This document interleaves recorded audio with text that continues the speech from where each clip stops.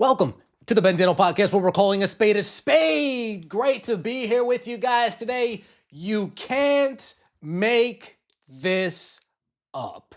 It was Caitlin Clark's fault.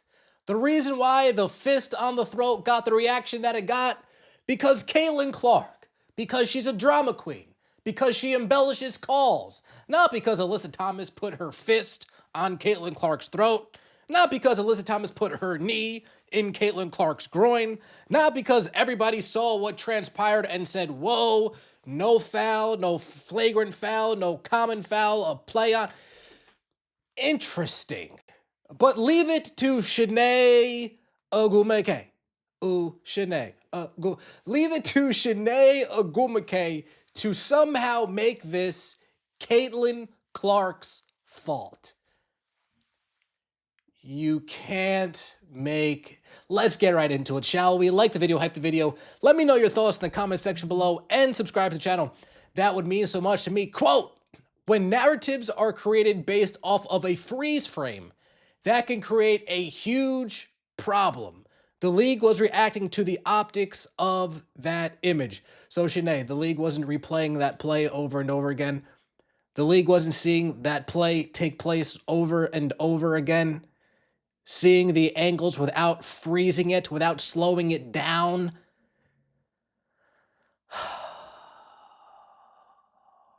ESPN used to be a good place, man. It used to be a good network.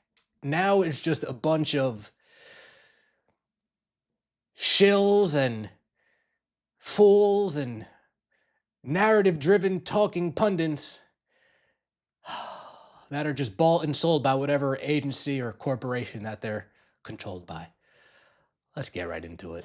To me, overall, officiating has been a universal issue this year. And that's not the goal of any league, but this is the reality.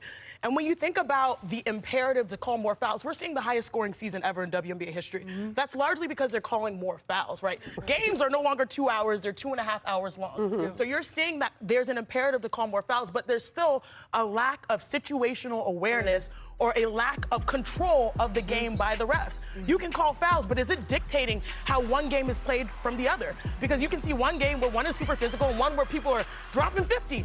There's been a lack of consistency, and this creates a problem in magnifier matchups. And this is a magnifier matchup when you look back at it. Alyssa Thomas, Caitlin Clark, both dominant players, but Alyssa plays on the edge. I know her. And Caitlin sometimes embellishes at times in certain instances. First things first, a magnifying matchup. Oh, gosh. Alyssa Thomas plays on the edge. She plays dirty, Shanae. She plays dirty. She took out Candace Parker years ago. She took out Physicality last year. She took out Caitlin Clark this year. Alyssa Thomas plays dirty. She spinning back fist Angel Reese. I mean, Alyssa Thomas is a dirty player.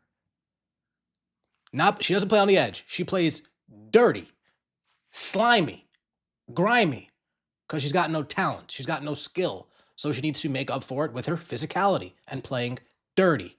And so when you have a scrum, like you said, there needs to be a vigilance, but also this created a position where the league is now forced to be reactive. And instead of having a control of not just calling fouls, now the league is reacting and doing something that it rarely does on a non-call.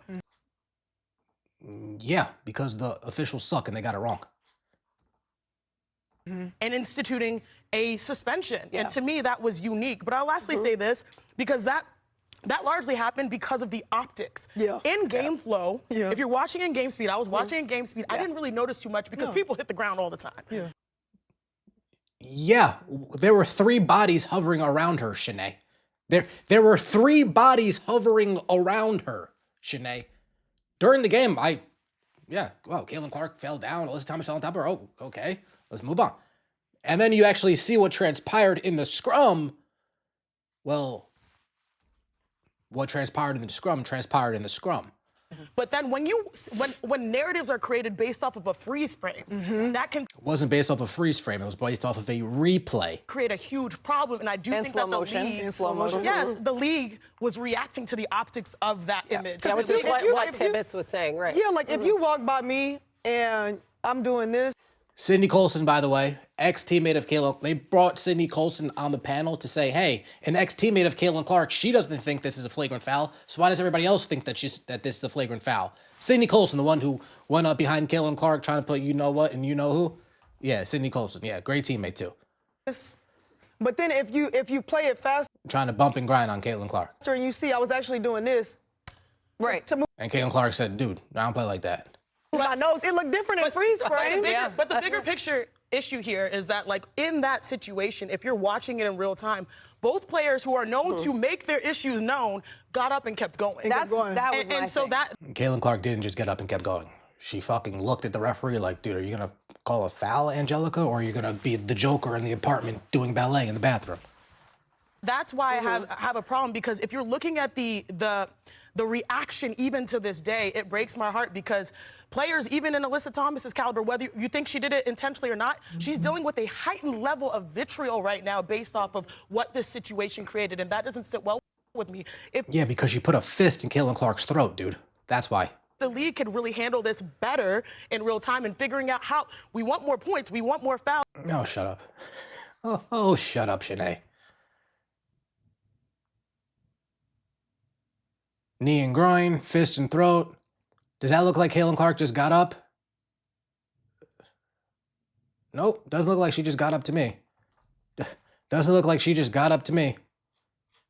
Yeah, you can't make this up. No, Shanae, Caitlin reacted immediately to ask the ref where the call was. Bottom line, had the refs done their jobs, there never would have been any further punishment. She would have gotten thrown out of the game initially. Implying CC was embellishing or AT's suspension was based solely on freeze frames or optics of the league is insane work. I keep hearing about sympathy for AT, but what about the person that was actually injured? Yeah, and Caitlin absolutely did not get up like nothing happened. Nose freeze frame, hold video, stop gaslighting people, and do your job as you should. This is her job. This is her job covering the WNBA, is to paint Caitlin Clark in a bad light. That's what these ladies' jobs are. Shanae, the same person who ran with the monkey noises over there in Gamebridge Fieldhouse and had to backtrack, here she is again, getting herself talking about things she knows nothing about. And here you have Sydney Colson. Do I think it was flagrant? Not at all. But I also grew up in an era where it's very physical, and this was the least of what I would consider a flagrant too. Why are we surprised that Sydney Colson thinks this? I'm not surprised one bit. These people are all opportunists. So all the nice things that she said last year about Caitlin Clark and oh my gosh, and they want me to hate her. Opportunist. That's what opportunists do. They seize their opportunity. Sydney Colson sees her opportunity. And now where is she at? She's on ESPN. You can't make it up, folks. Caitlin Clark's embellishing is why we're here. Freeze frames is why we're here, not because of what actually transpired. It's the wildest part. Shanae thinks the league can play back the incident and it's all hinging on a freeze frame. Why do these people get paid to speak? Seriously, why do these people get paid to speak?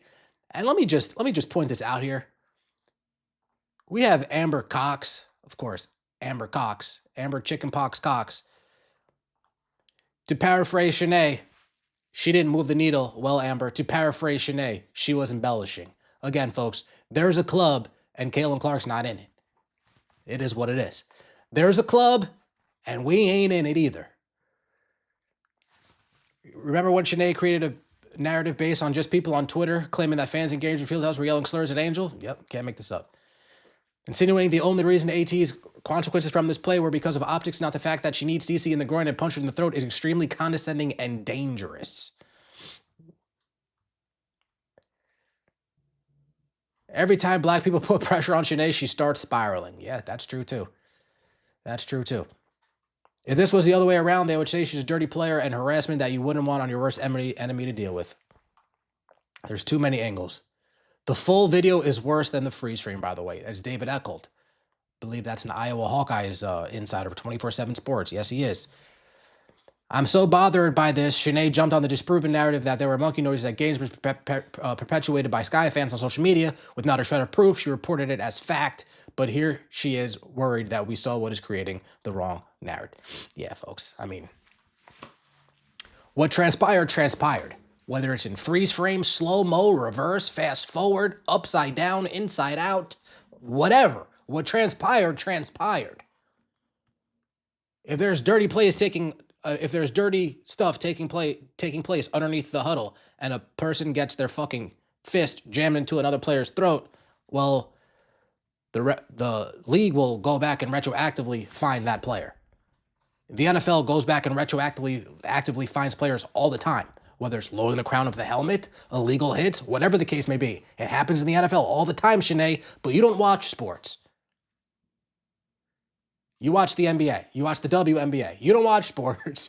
You watch the WNBA. Let me know your thoughts in the comment section below. Like the video, hype the video, and subscribe to the channel. That would mean so much to me. See you next time, and as always, take it easy.